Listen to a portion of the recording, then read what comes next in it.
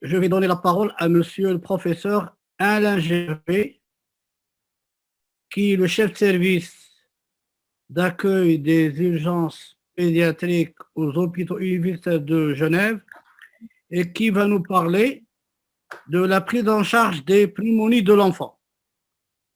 Vous avez 25 minutes, monsieur Alain Gervais. Oui, À vous merci la parole. merci Monsieur le Président. J'espère que vous m'entendez correctement malgré la distance, mais Oui, même si nous oui, ne sommes oui, pas présents, oui, l'avantage du absolument. Zoom, finalement, nous ne sommes plus qu'une grande communauté, quel que soit notre lieu de résidence. Je regrette, comme vous le savez, de ne pas venir directement au Maroc pour vous parler de ce sujet-là. Mais enfin, comme je le disais, ces nouvelles technologies permettent de se rapprocher même lorsque nous sommes éloignés. Donc, merci effectivement de me donner la parole dans ce congrès de la SEMIPEV et pour vous parler de la prise en charge des pneumonies de l'enfant. Comme vous le savez probablement, les pneumonies sont une cause très importante de mortalité et de morbidité dans le monde. Ça a un poids, une charge énorme sur la santé. Et il est bien reconnu maintenant que la pneumonie est la première cause de mortalité chez les enfants de moins de 5 ans dans le monde, principalement dans les pays à faible revenu. Et d'ailleurs, lorsqu'on cumule tous ces décès, eh bien, on voit qu'un enfant meurt toutes les 30 secondes dû à une infection des voies respiratoires supérieures. Et en fait, ces décès dus à des pneumonies pris ensemble est plus important que l'association des décès dus à la malaria, à la rougeole ou à le VIH ensemble. C'est donc bien vous montrer en fait le poids de cette maladie dans la santé générale et qu'il est indispensable de pouvoir bien la connaître pour bien la traiter et diminuer donc cette mortalité. L'incidence varie d'un pays à un autre et d'un âge à un autre, mais globalement, il est totalement admis qu'il y a environ une incidence des pneumonies en Europe et aux États-Unis de l'ordre de 3,5 à 4 cas par 100 enfants par an. Donc une incidence de 3 à 4%, ce qui est vraiment important. Cette incidence, comme vous le voyez mentionnée ici, diminue un peu avec l'âge. Elle est de 4% par an chez les enfants de moins de 5 ans, puis ensuite diminue de moitié pour passer à 2 cas pour 100 enfants par an chez les 5 à 10 ans. Et au-delà de 10 ans, on tombe à 1 cas pour 100 enfants par an. Donc vraiment, la population qui sera la plus concernée et la plus vulnérable également en termes de mortalité, ce sont les enfants en âge préscolaire. Et c'est là qu'il faut vraiment s'en inquiéter et traiter correctement. Alors, quels sont les signes et les symptômes qu'on peut rencontrer dans les pneumonies? Alors, vous êtes tous pédiatres, vous connaissez bien que très souvent, les enfants, lorsqu'ils présentent une pneumonie, ont une mauvaise apparence générale, un état qui n'est pas bien conservé, une fièvre qui est généralement élevée à plus de 38,5. Cet enfant va présenter de la toux, une fréquence respiratoire augmentée, et puis des difficultés respiratoires, souvent avec un tirage intercostal, sous-costal. Et puis, si on pratique une radio du thorax, on pourra trouver soit un infiltrat interstitiel lorsqu'il s'agit plutôt d'une pneumonie atypique, ou alors carrément des foyers de consolidation, le segmentaire ou lobaire, ou même des poumons blancs lorsqu'on est face à des pneumonies plutôt d'origine bactérienne. Toutefois, il faut le reconnaître que ces signes et ces symptômes sont relativement peu spécifiques et ne permettent pas, dans la plupart des cas, de distinguer une origine virale d'une origine bactérienne. Et comme le disait mon ami Mohamed Bouskraoui avant, ceci pousse aussi à donner des grandes quantités d'antibiotiques. Alors, existe-t-il des moyens pour essayer d'affiner un tout petit peu ce diagnostic, pour se diriger peut-être avec un tout petit peu plus de sécurité, soit vers une origine virale, soit vers une origine bactérienne pour adapter au mieux le traitement? Alors, comme le disait un grand infectiologue américain, George McCracken, il disait que parmi toutes les maladies infectieuses pédiatriques, une qui est parmi les plus difficiles à avoir un diagnostic microbiologique, c'est bien la pneumonie. comme vous le savez tous, les enfants ne crachent pas la plupart du temps, en tout cas avant l'âge de 8 à 10 ans. Il est difficile de pouvoir faire un examen des expectorations. Si on fait une hémoculture, c'est très peu probable qu'elle revienne positive dans moins de 5% des cas. Et donc, nous sommes un peu dans une impasse pour aller trouver directement la bactérie ou le virus qui cause cette pneumonie. Toutefois, nous le savons tous, un bon traitement ne peut pas être appliqué sans un minimum de preuves sur l'origine de la maladie.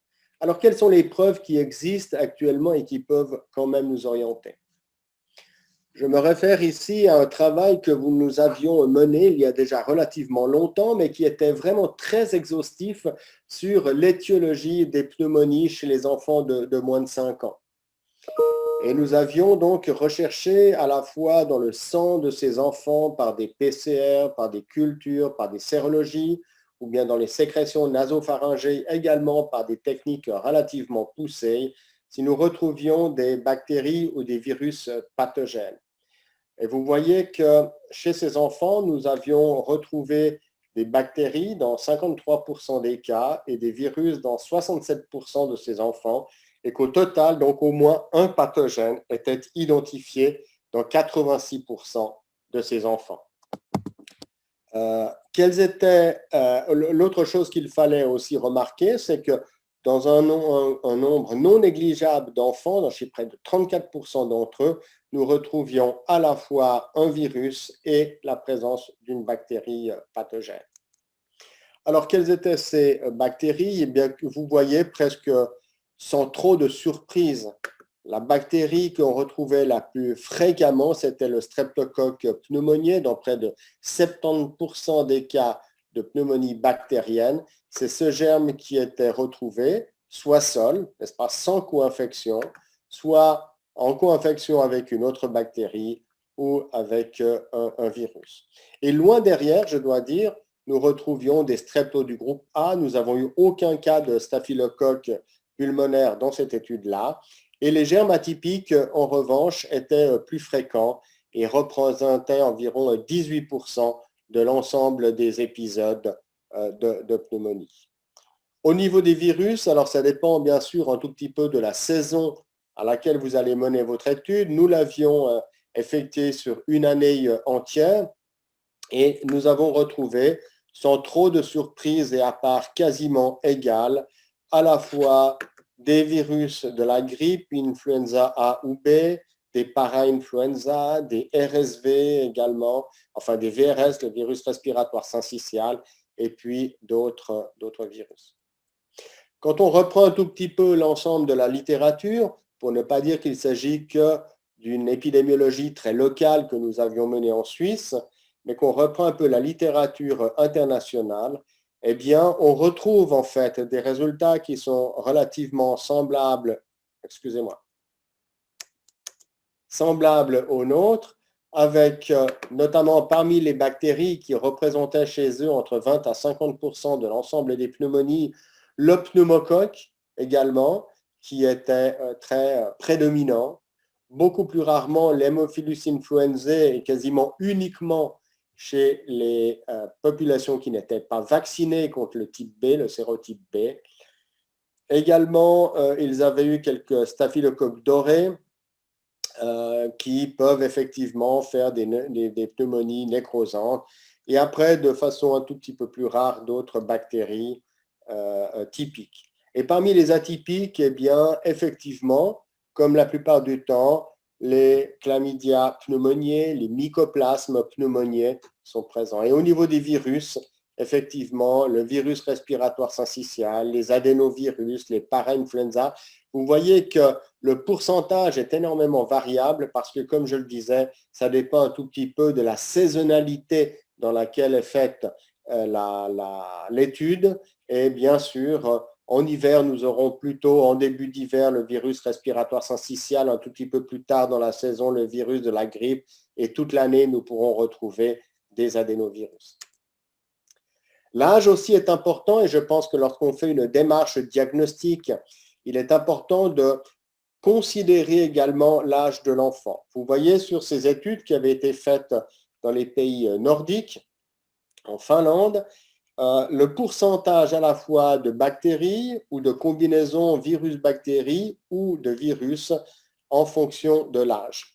Et chez les enfants de moins de 6 mois et ensuite en grandissant, on voit que la part de virus diminue progressivement et au contraire, la part des bactéries, elle, a tendance à augmenter avec l'âge. Donc le virus est plus commun chez les petits-enfants et les bactéries deviennent, qu'elles soient typiques ou atypiques, deviennent prédominantes chez l'enfant dès l'âge de 2 ans.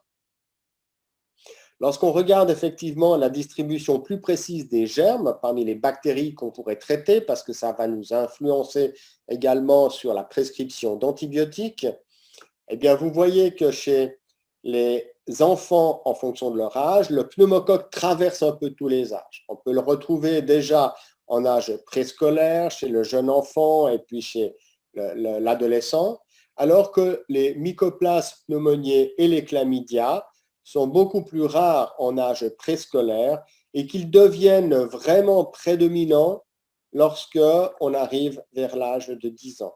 Donc aussi en termes d'antibiothérapie de premier choix, de première intention, on pourra considérer peut-être les macrolides chez les plus grands enfants, mais moins chez les petits. Et encore, ça dépendra un peu de la clinique, on va y arriver. Au-delà, bien sûr, des signes cliniques, de cette épidémiologie qui dépend à la fois de la saison, qui dépend de l'âge, est-ce que des marqueurs biologiques nous permettraient peut-être de nous aider également à distinguer les pneumonies bactériennes des pneumonies virales? Je vous réfère ici aussi à une étude qui avait été publiée dans le Pediatric Infectious Disease Journal en 2013, qui avait effectivement regardé à la fois des marqueurs inflammatoires comme la procalcitonine ou la CRP, mais également d'autres marqueurs comme les antigènes urinaires pour la détection des pneumonies, l'étiologie des pneumonies. Lorsqu'on regarde effectivement de façon générale entre ceux qui avaient une pneumonie acquise dans la communauté avec une radiologie qui était positive, comparé à ceux qui n'avaient pas de pneumonie acquise ou une pneumonie en tout cas sans consolidation, vous voyez qu'il n'y avait pas de différence en tout cas sur le genre, le sexe, l'âge n'était pas très différent non plus. En revanche, les marqueurs inflammatoires comme la CRP et la procalcitonine étaient largement statistiquement plus élevés chez les enfants qui avaient une pneumonie à pneumocoque par rapport à ceux qui avaient une pneumonie qui n'était pas d'origine pneumococcique. C'était également la même chose pour le nombre de globules blancs dans le sang. La leucocytose était plus élevée chez ceux qui avaient une pneumonie à pneumocoque par rapport aux non pneumococciques. L'antigène urinaire également était plus élevé, mais vous voyez que même chez ceux qui n'étaient pas infectés par le pneumocoque, on pouvait retrouver un antigène urinaire positif parce qu'il est connu que ceux qui portent du pneumocoque dans leur nez, même sans en être infectés, peuvent avoir également un test positif pour les pneumocoques dans les urines. Donc, ceci est également à tenir en compte. Quand on faisait les cultures et la recherche donc, de pneumocoques dans les sécrétions nasopharyngées, c'était plus élevé chez ceux qui avaient des pneumonies, mais également, il y avait un portage qui était présent chez les enfants qui avaient des pneumonies non pneumococciques. Et puis, en revanche, la virologie, c'était bien sûr plus élevé à 86% chez ceux qui n'avaient pas de pneumonie à pneumocoque que chez les autres. Donc, il existe effectivement des marqueurs qui peuvent nous indiquer l'origine pneumococcique ou non. Et si on regarde quelles sont leurs valeurs prédictives négatives, on voit qu'effectivement, que si les marqueurs sont bas, on peut assez facilement exclure une pneumonie. Et au contraire, lorsqu'on combine, par exemple, la procalcitonine avec une valeur supérieure à 1,5 nanogramme et la présence d'un antigène urinaire, on augmente la probabilité d'une infection à pneumocoque de l'ordre de 80%. Même chose lorsqu'on fait d'autres combinaisons, procalcitonine et culture de sécrétion nasopharyngée, CRP, etc. Enfin, on a fait toutes les combinaisons possibles. Donc, on pouvait dire qu'on peut raisonnablement exclure une pneumonie à pneumocoque si la PCT, la CRP est basse, et au contraire confirmer cette étiologie si on a des combinaisons de procalcitonine CRP élevée et la présence de virus ou d'un antigène urinaire. Ceci peut s'exprimer aussi sur des graphiques comme celui-là, où vous voyez que si on ne prend que la clinique, fièvre élevée en fonction de l'âge, en fonction de l'auscultation, la capacité généralement des médecins à trouver l'étiologie du pneumocoque est que de l'ordre de 49%. C'est un peu jeter la pièce en l'air, etc. Ce n'est pas très discriminatif. En revanche, si à ceci vous associez une procalcitonine supérieure à 1,5, on augmente déjà notre probabilité de l'ordre de 70, un peu moins de 70%, 65%. Et puis, si on ajoute encore à la procalcitonine un antigène urinaire positif, eh bien cette probabilité est quasiment de l'ordre de 80%. À l'inverse, si la procalcitonine est basse, inférieure à ces 1,5, donc oui, c'est ça, eh bien on diminue cette probabilité d'une infection à pneumocoque qui passe de 48% à environ 8 à 9% et qui diminue encore un tout petit peu, ce n'est pas très très avantageux de rajouter un antigène urinaire. Ce qu'on trouve avec la PCT, on le retrouve également avec la CRP. Et il n'y a pas, ceci a bien été montré aussi dans les littératures, de gros avantages de la procalcitonine par rapport à la CRP. Je crois que vous utilisez beaucoup la CRP, elle est aussi moins coûteuse que la PCT et elle a la même valeur discriminative dans les pneumonies. Pas dans toutes les infections, mais la pneumonie, il faut savoir que c'est une infection qui prend un certain temps à se développer. Et donc, vu que la cinétique de la CRP est moins rapide que la PCT, elle a quand même le temps de s'élever dans les contextes d'infection pulmonaire. Donc, si on essaye de faire un tout petit peu résumé sur ce que devrait être la prise en charge minimale d'un enfant qui arrive avec de la toux, avec tous ces signes qui peuvent faire penser à une pneumonie, eh bien, c'est essayer un tout petit peu de les classifier.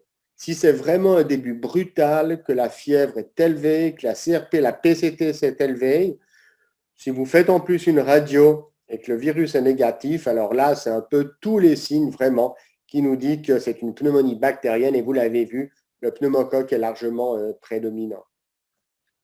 À l'inverse, si le début est plutôt progressif, que la fièvre est modérée, que la PCT est basse, qu'il n'y a pas de consolidation, c'est tous les signes qui vont plutôt en positif vers un virus. Et au milieu, et c'est ça qui est peut-être un peu plus difficile, mais l'âge pourrait faire la différence, si c'est un début qui est progressif, que la fièvre est modérée, que la PCT est basse, et que c'est un âge scolaire, on doit considérer quand même des pneumonies atypiques.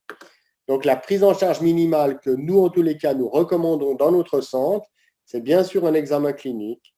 C'est très souvent de rajouter, vous allez voir un organigramme par la suite, mais un marqueur inflammatoire, la CRP ou la PCT.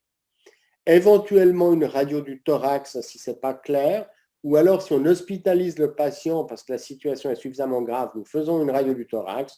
Et puis en saison également, nous faisons des tests viraux parce que s'ils sont positifs, la probabilité qu'il s'agisse d'une infection bactérienne est beaucoup plus faible. Qu'en est-il maintenant du traitement? On a vu un tout petit peu la démarche diagnostique, clinique, épidémiologique sur les marqueurs inflammatoires. Qu'en est-il du traitement? Alors, il existe plusieurs guidelines pour la prise en charge de la pneumonie, qu'elles soient faites par les Anglais, ici c'est le British Thoracic Society, ou bien par la Société américaine de maladies infectieuses. Autant ils peuvent un tout petit peu diverger sur la prise en charge et sur la méthode diagnostique, autant ils sont tout à fait d'accord de dire qu'en cas de suspicion d'une pneumonie bactérienne, le streptocoque pneumoniae est vraiment en première ligne et tout le monde recommande de donner de l'amoxicilline, n'est-ce pas, soit à 45 mg par kilo par jour en 3 doses, soit en 2 doses, mais alors à 90 mg kilo. Ceci est juste une question de pharmacocinétique. Et puis, si l'infection n'est pas trop grave, que l'enfant est prêt et a la possibilité de prendre ses antibiotiques par la bouche, eh bien, dans ce cas-là, la thérapie orale est recommandée.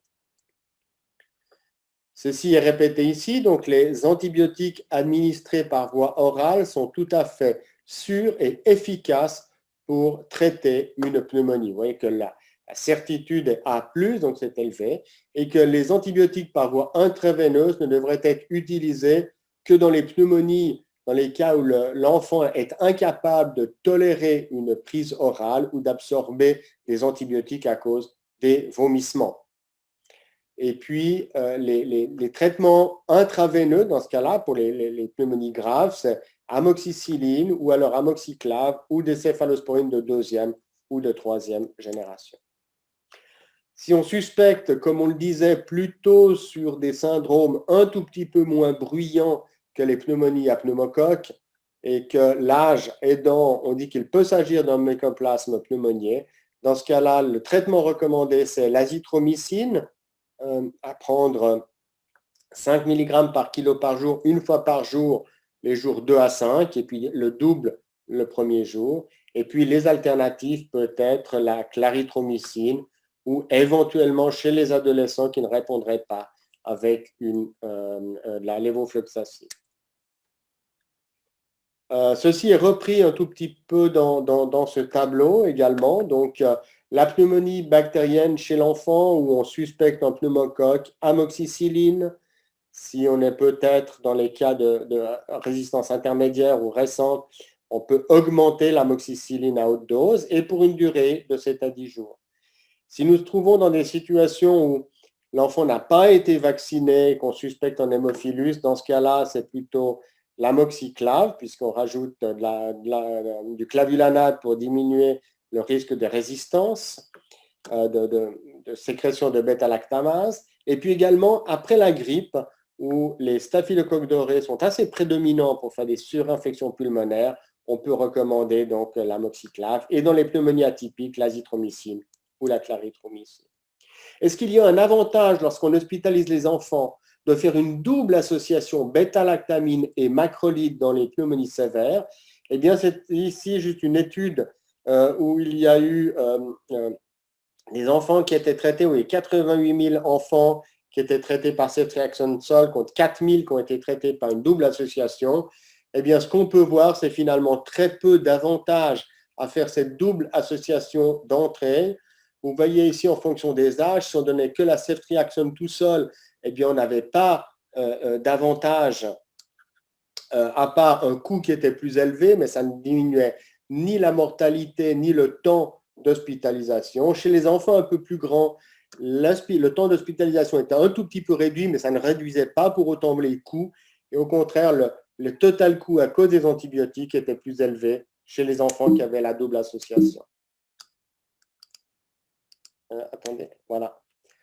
Maintenant, que fait-on s'il n'y a aucune amélioration dans les 48 à 72 heures, 72 heures? Eh bien, il faut bien sûr penser à une complication qui peut être un épanchement pleural, un abcès, un germe résistant ou un autre pathogène, justement, peut-être un germe atypique. Dans ce cas-là, il faut refaire un examen clinique, refaire une CRP parce qu'au bout de 48 à 72 heures, elle devrait baisser. Si elle reste élevée, c'est qu'il y a potentiellement une complication. Et refaire une radio du thorax pour voir et adapter naturellement le traitement. Quels sont maintenant les critères d'hospitalisation en soins intensifs? Eh bien, vous le savez tous, c'est une saturation qui serait inférieure à 92% sous 60% des FiO2. Si l'enfant, bien sûr, présente un choc, une détresse respiratoire rapide avec ou sans hypercapnie, ou alors des apnées récurrentes. Dans ce cas-là, il faut faire surveiller ces enfants dans un lieu de soins intensifs. Et puis ici, je ne vais pas détailler avec vous, mais j'ai donné à Mohamed Bouskraoui l'article qui se réfère à ça, qui vous offre ici une proposition de prise en charge de la pneumonie chez l'enfant de plus de 3 mois, qui tient compte à la fois de la clinique, à la fois de la CRP, à la fois de l'âge et éventuellement de la radio pour cette prise en charge.